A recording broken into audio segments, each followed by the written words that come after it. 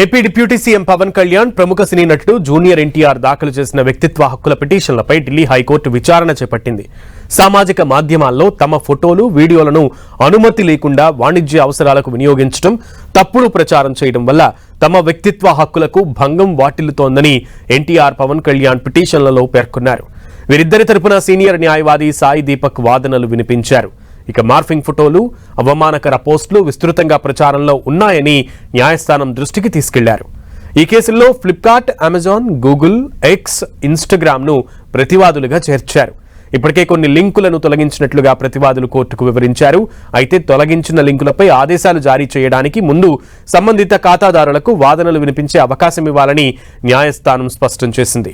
ఆ లింకులు అభిమానుల ఖాతాల నుంచి వచ్చినవని ఇన్స్టాగ్రామ్ నిరాకరణతో స్పష్టంగా పేర్కొనాలని జస్టిస్ మన్మీత్ ప్రీతం సింగ్ ఆరోరా ధర్మాసనం సూచించింది.